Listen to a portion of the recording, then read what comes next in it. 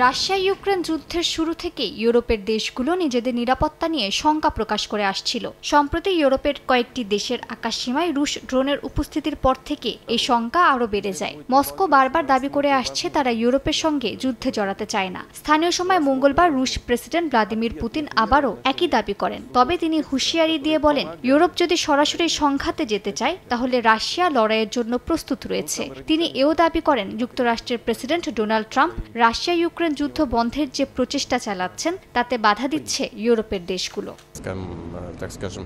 যদি ইউরোপ আমাদের সঙ্গে যুদ্ধ শুরু করে তবে খুব দ্রুতই পরিস্থিতি পাল্টে যাবে। এটি ইউক্রেন নয়। ইউক্রেনের ক্ষেত্রে আমরা সতর্ক ও নির্দিষ্ট পদ্ধতিতে কাজ করি। এটি আধুনিক অর্থে পূর্ণমাত্রার যুদ্ধ নয়। কিন্তু যদি ইউরোপ যুদ্ধ বেছে নেয় তবে পরিস্থিতি খুব দ্রুত এমন পর্যায়ে পৌঁছতে পারে যেখানে আলোচনার জন্য কাউকে আর খুঁজে পাওয়া যাবে না।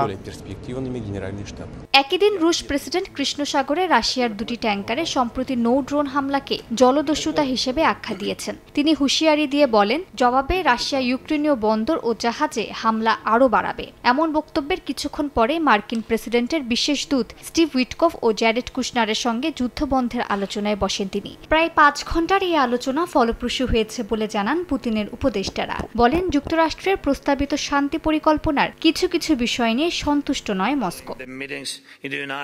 যুদ্ধবন্ধে যুক্তরাষ্ট্রের তৎপরতার উপরই আস্থা রাখছেন ইউক্রেনের প্রেসিডেন্ট ভলোদিমির জেলেনস্কি। তিনি বলেন, আলোচনার গতি ও যুক্তরাষ্ট্রের সক্রিয় ভূমিকা তাকে আশাবাদী করেছে। অন্যদিকে মার্কিন প্রেসিডেন্ট ডোনাল্ড ট্রাম্প শঙ্কা জানিয়ে বলেন, রাশিয়া ইউক্রেনের যুদ্ধের পরিস্থিতির সমাধান করা সহজ নয়। তিনি আবারও উল্লেখ করেন, যদি যুদ্ধবিরতি চুক্তি স্বাক্ষরিত হয় তবে তিনি নোবেল শান্তি পুরস্কারের যোগ্য। শান্তি আলোচনার মধ্যে ইউক্রেনের পূর্বাঞ্চলে পোক্রোভস্ক শহর পুরো দখলে নেয়ার দাবি করেছে রাশিয়া। মালিহা সুহরওয়ার্দী, সময় সংবাদ।